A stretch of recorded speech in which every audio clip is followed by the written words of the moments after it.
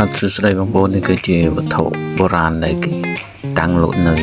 ភ្នំកលែងហ្នឹងបងប្អូននេះមានព្រះរូបកងដៃមានអីជាច្រើនប្រភេទបងប្អូនមានខ្សែកនេះគឺខ្ញុំមក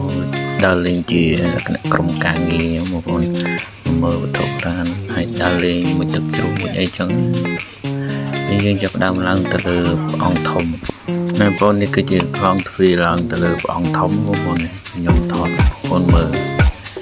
ហើយយើងចាប់ដើមឡើងទៅហើយ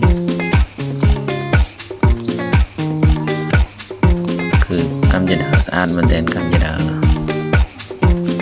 ហើយយើងឡើងមកដល់កន្លែងព្រះអង្គយើងមកដុតទុកសិនតមកគឺយើងឡើងទៅលើព្រះអង្គធំ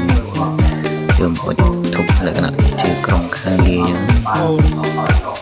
មកគ្នាច្រើនដែរ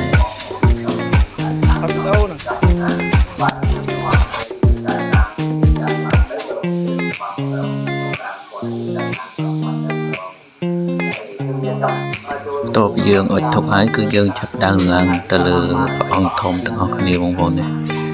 សកម្មភាពយើងឡើងទៅលើព្រះអង្គធំហើយ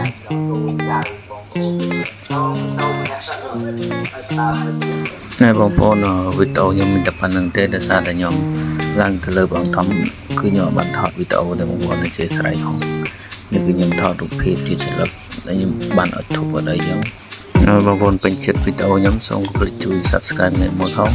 ដើម្បីទទួលបានវីដេអូថ្មីៗជាបន្តទៀតបាទសូមអរគុណ